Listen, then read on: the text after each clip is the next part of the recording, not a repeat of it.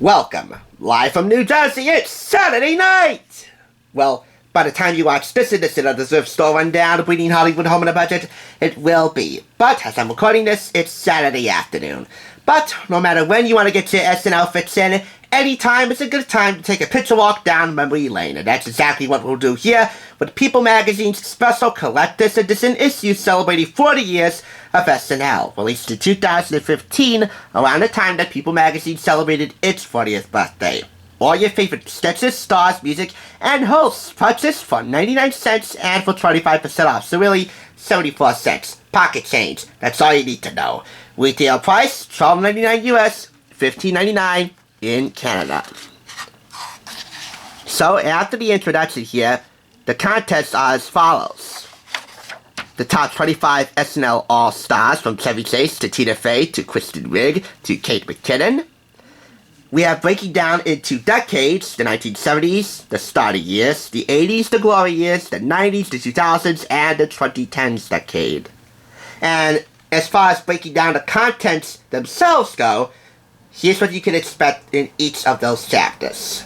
The top 5 hosts, save for the 1970s because there is no top 5 host for this chapter. The top 10 sketches, save for the 2010s because there wasn't enough material to make a proper top 10 listing here, so we only have the top 5 sketches. We have the top 5 controversies and bloopers mixed together, and the top 5 musical guests, and that's for every decade, 70s, 80s, 90s, 2000s, and 2010s. We have a special behind-the-scenes look on page 108 at the hidden drama Backstage, and who knew these famous faces were once staff writers on the show. And on page 118, to conclude this book, an excerpt from Tom Sales and James Andrew Miller's Life in New York, an uncensored history of Saturday Night Live from Little Brown and Company, which I do own, and I do have a video for.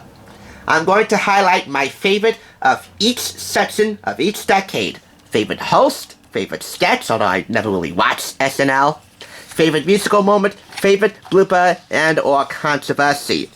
My favorite all-star is Chris Rock. And why Chris Rock? He's not really a family man comedian, but I happen to enjoy Everybody Hates Chris very much, so by default he is my favorite in here. I would list Adam Sandler, but his films are not box office flops. But critic-wise, you can't find anything worse than comedy, and that's a shame. Favorite sketch? Julia Child bleeds to death. I would list that in the controversy section here. This is from Dan Aykroyd's performance as Julia Child. When Child cuts her finger while preparing chicken in this sketch aired December 9th, 1978, her blood spews all over the set until she finally dies, saying,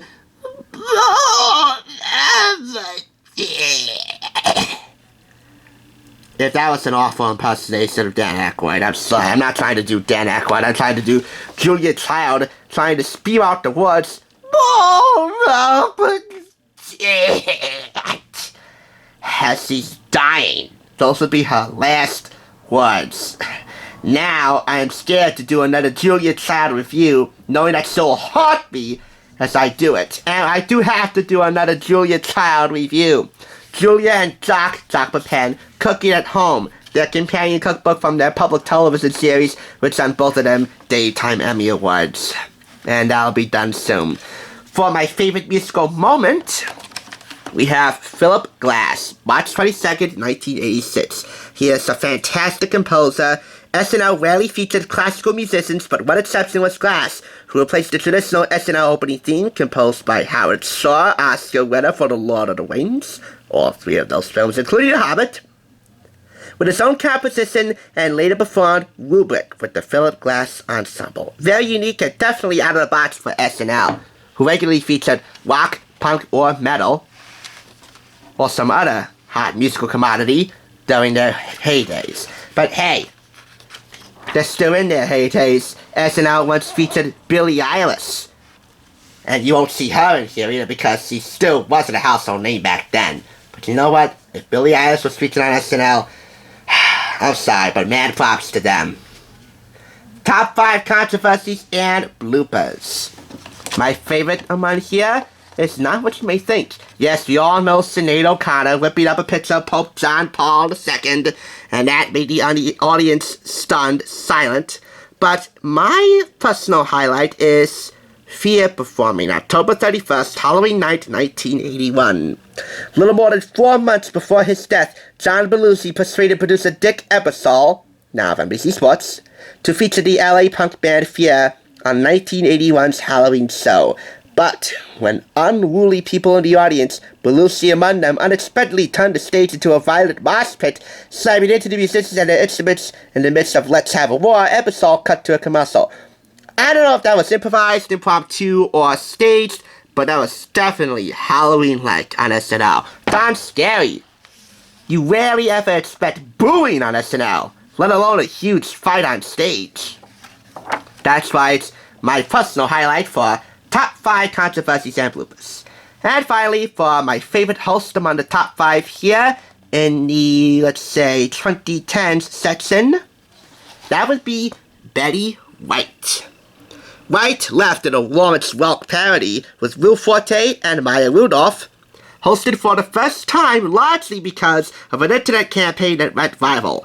By 9 years, at age 88, she was the oldest person ever to host, but she's shown on a show that became a Mother's Day tribute and had the highest ratings since 2008's politically driven season. Here is John Paula of The World According to John with a recap and review of that special Mother's Day episode, which you may want to put on repeat, or at least clips are available on YouTube for next week, because next week is Mother's Day.